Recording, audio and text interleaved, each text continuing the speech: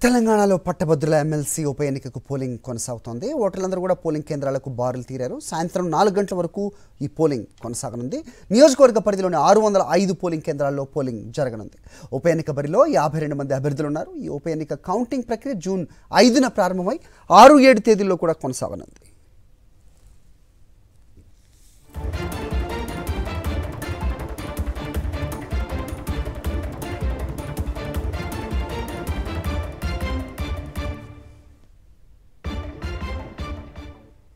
Right, పట్టభద్రుల ఎన్నికకై మరిన్ని updates మా కరెస్పాండెంట్ శ్రీధర్ వరంగల్ నుంచి ఇస్తారు.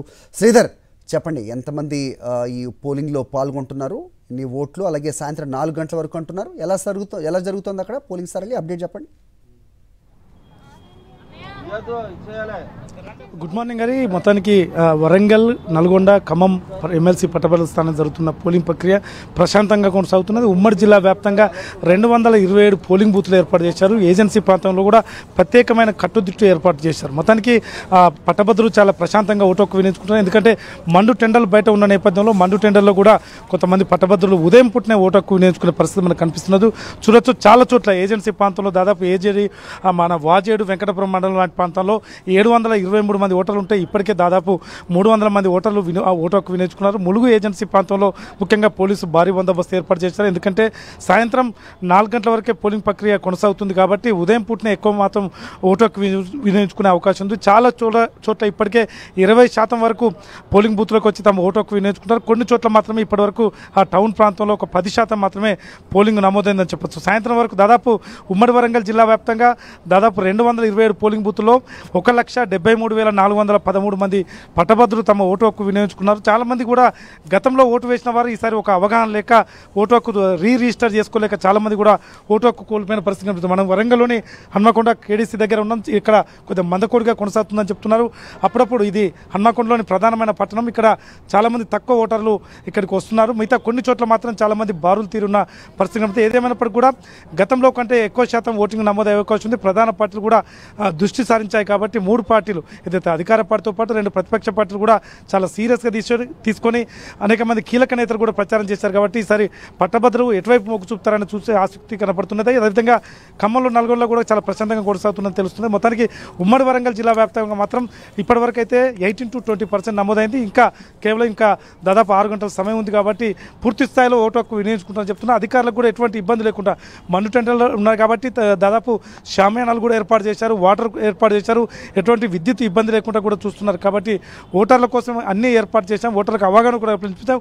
గతంలో క్రాంతి మనం ఏదైతే ఉందో గతంలో ఒక 20,000-21,000 ఓట్లు కూడా అంటే దాదాపు ఓటు హక్కు వినియోగించుకున్నప్పటికి కూడా వాటిని నమోదు కాలేదు. కాబట్టి వాటిని విషయంలో ఈసారి ఎట్టి పరిస్థితుల్లో కూడా పోలింగ్ సంబంధించి ప్రక్రియ ప్రశాంతంగా కొనసాగుతుంది. తప్పనిసరి తమ ఓటు హక్కు వినియోగించేవాళ్ళు ఓటు అయితే వినియోగం లేకుండా పోకుండా ఎందుకు చాలా ముందే వాళ్ళకు ప్లాన్ ప్రకారం చేశారు కాబట్టి ఈసారి ఎక్కువ అవకాశం కూడా కనిపిస్తుంది. రైట్ శ్రీధర్, రైట్, నల్గొండ వెళ్దాం. అక్కడ పోలింగ్ ప్రక్రియ ఎలా కొనసాగుతుందో మా కరెస్పాండెంట్ అశోక్ని అడిగి తెలుసుకుందాం. అశోక్, చాలామంది ఓటు నమోదు చేసుకోవడంలో విఫలమయ్యారనేది కూడా మనకి శ్రీధర్ దగ్గర నుంచి అందుతున్న అప్డేట్ వరంగల్ నుంచి.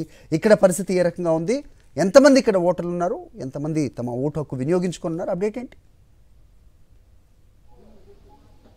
అది మొత్తం ఒకసారి మనం గత ఎమ్మెల్సీ ఎలక్షన్ 2021లో జరిగినటువంటి పట్టభద్రుల ఎమ్మెల్సీ ఎలక్షన్లో మొత్తం 6 లక్షల పైచులు ఓటర్లు ఓటు హక్కు నమోదు చేసుకున్నారు. అయితే ఈసారి మాత్రం అది 4,60,000, అంటే దాదాపు 2 లక్షల మంది పట్టభద్రులు ఓటు హక్కు అంటే ఓటుని నమోదు చేసుకోవడంలో కొంత ఆసక్తిని ప్రదర్శించలేదని చెప్పుకోవచ్చు. ప్రస్తుతం నల్గొండకు సంబంధించిన వివరాలు చూసుకున్నట్లయితే 1,66,000 మంది ఓటర్లు అయితే ఓటు హక్కు నమోదు చేసుకున్నటువంటి నేపథ్యంలోనే ప్రస్తుతం అయితే వారు ఓటు వేసేందుకైతే వస్తున్నటువంటి పరిస్థితి కనిపిస్తుంది. అయితే తొలి 2 గంటల్లో మాత్రం కొంత మందకోడిగా పోలింగ్ సాగిందని చెప్పుకోవచ్చు. ప్రస్తుతం మనం నల్గొండ పరిధిలో ఉన్నాం. నల్గొండలో చూసుకున్నట్లయితే ఒకసారి ఆ ఓటర్ల వివరాలు మనం ప్రస్తుతం తొలి 2 గంటల్లో మాత్రం కేవలం 10% కన్నా తక్కువగానే నమోదని చెప్పి కూడా మనకైతే సమాచారం అందుతున్నటువంటి పరిస్థితి కనిపిస్తుంది. అయితే సజావుగా పోలింగ్ సాగేందుకు అధికారులు ఏర్పాటు చేసినప్పుడు కూడా నార్కెట్పల్లి నల్గొండ జిల్లా నార్కెట్పల్లి మండల కేంద్రంలో కొంత ఉద్రిక్త పరిస్థితి చోటు చేసుకుంది. అక్కడ స్వతంత్ర అభ్యర్థిగా పోటీ చేసినటువంటి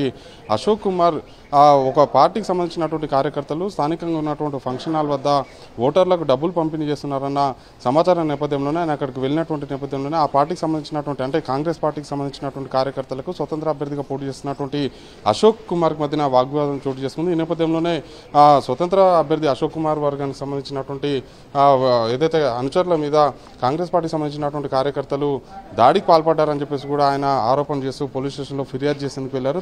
ఈ దాడిలో తన సెల్ ఫోన్ కూడా పగిలిపోయిందని చెప్పేసి కూడా పోలీస్ స్టేషన్లో ఫిర్యాదు చేయడంతో పాటు పోలీస్ స్టేషన్ ఎదుట బైఠాయించి నిరసన వ్యక్తం చేస్తున్నటువంటి పరిస్థితి కనిపిస్తుంది.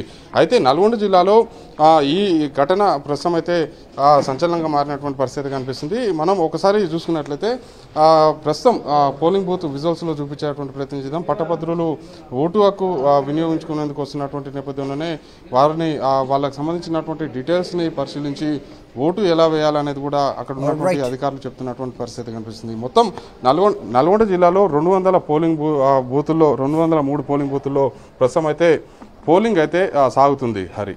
రైట్ అశోక్.